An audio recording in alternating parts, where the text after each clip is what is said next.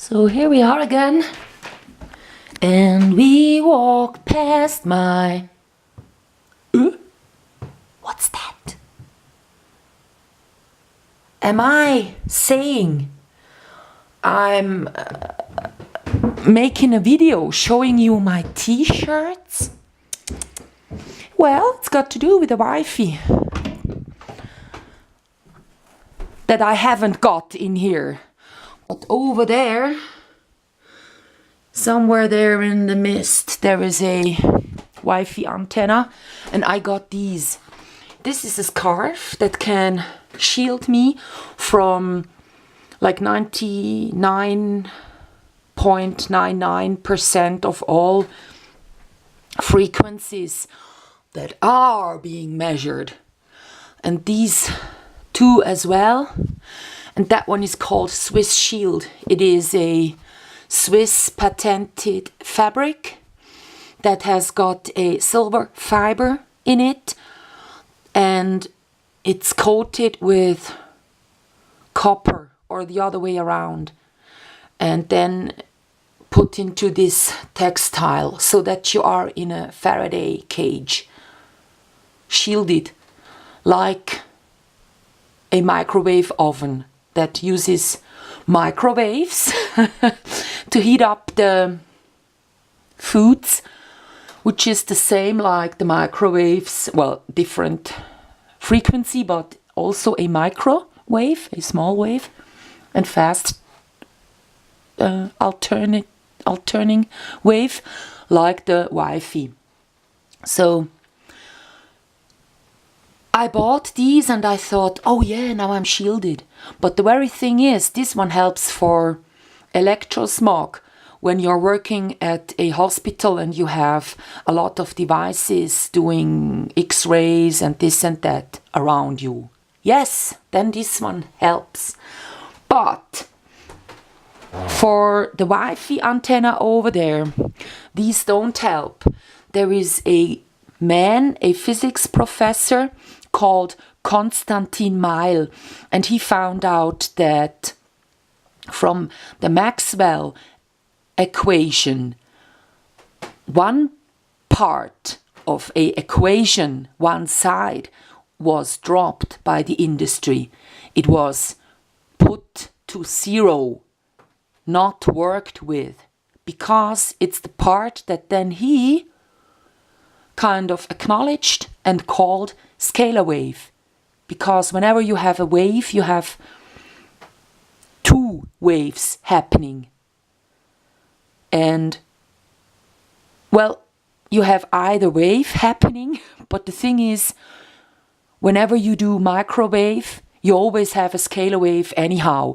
And this scalar wave is the same sort of wave that our cells do communicate on. So the Wi-Fi antenna at home or outside is dangerous because not of the ear heating properties it has, because that one would be the part of the wave now our industry is calculating with, but it is dangerous because of that part of the equation that Konstantin Meil terminated, put the term upon it, calling it scalar wave. And that scalar wave interferes with our body functions because our cells communicate on these frequencies as well. So to communicate from one point into all directions, that's what our mobile phone antennas do. So when you make a phone call, everyone else can pick up this phone call. A scalar wave is different. You have one sender and one receiver. There is just one wave going from one place to the other. So Konstantin Meil recently had some health issues. If you find him on Google, 2019,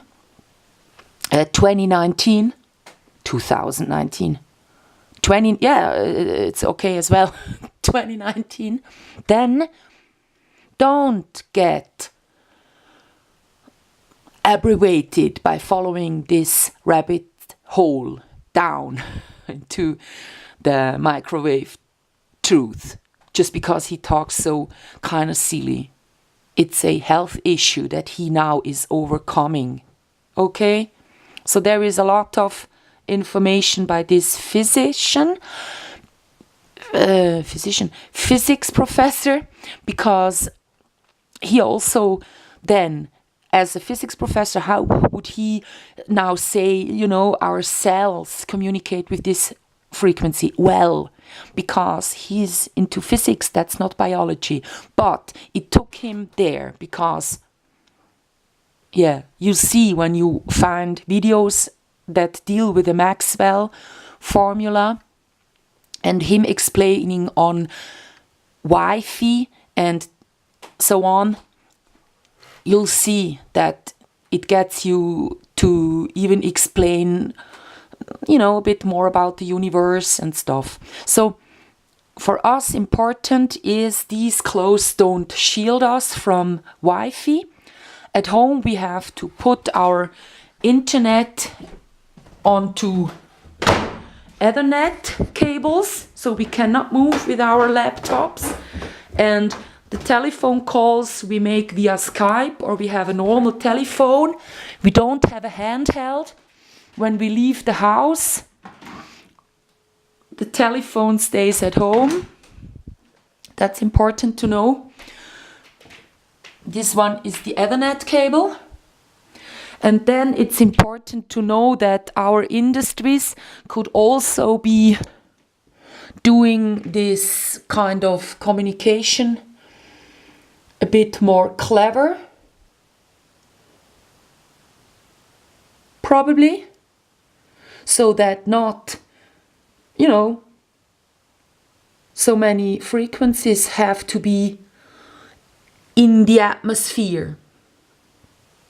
Everything radiates, like our heart, they say, has 10 kilometer outgoing from us, a kind of a frequency, just a kind of a field. So everything that's alive has a kind of a frequency, a field, a pulsation, whatever. There is different things. But when you look out here, you don't see the radio playing. You need a radio receiver. Then you hear it playing. The same with television. There is television waves out of here. So plugging in a antenna going to a television, you could see the pictures and audio transmitted through this air that I'm pointing at right now. And with the telecommunication, it's the same. I looked onto the map. It's another video on this channel.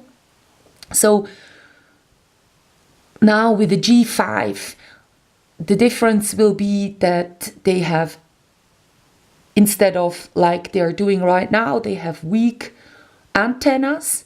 So your body, while holding the cellular phone, has to be the enlargement of the cell phone for an antenna. You holding it on its metal. That's very bad for your health.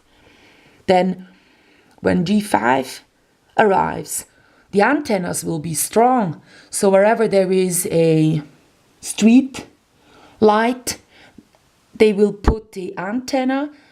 So when your refrigerator says that there isn't any more this or that, then you can have it. Well, they don't do it for that. You can have it delivered to you automatically. They do it for the hospitals and stuff, so that they can do like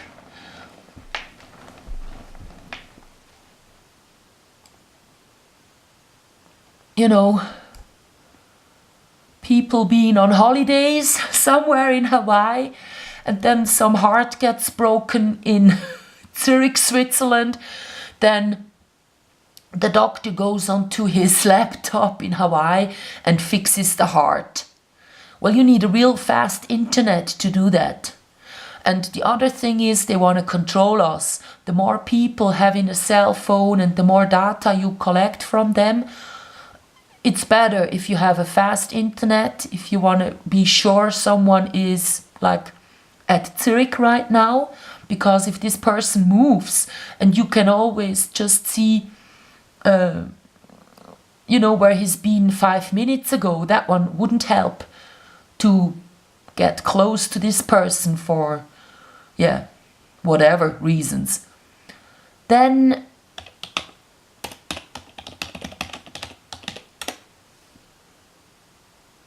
yeah, he has a site himself where he lists the media, but it's better maybe just to go on to YouTube, because there you find all the stuff. Well, here it says he's done a new video. Oh no, this is a year ago. Joining us today will be German Professor Konstantin Meyer. Yes, that's him. He seems to be recovering right there. He looked better maybe 2 or 3 years ago. But that's when you get older, you get heart attacks and whatever. Seizures and things. So there is a lot of stuff he can explain. The videos that I watched are merely the early ones. So you need to go back to 2017, something like this, because he's got such a lot of topics. He can talk about neutrino power, expanding Earth theory, the Keshe motor, scalar waves, cell resonancy, and what else? Alternative electricity sources. Yeah, but if you go onto his site, you'll find the books.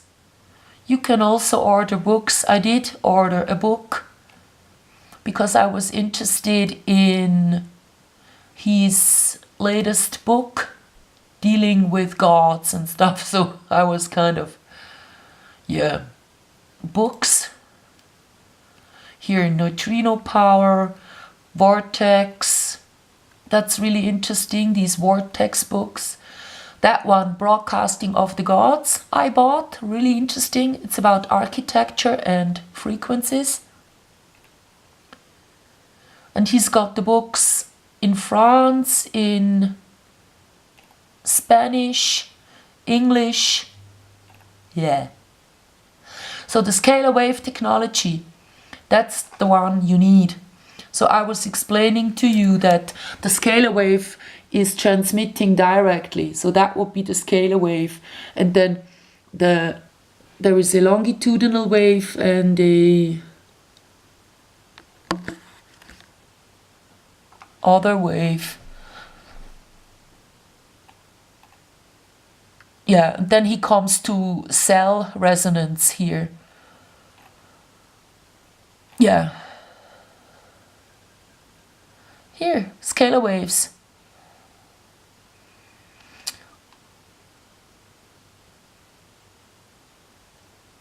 He explains about longitudinal waves and the other ones. I would buy this book if I were you, because he's holding a handy here, a handheld cellular phone. So on there is probably less physics stuff, but like, you know, you really get to know about from an extended vortex and field theory to a technical, biological and historical use of longitudinal waves. Yes, that's the book. I'll read his summary of the book in the next video, because you need to know that.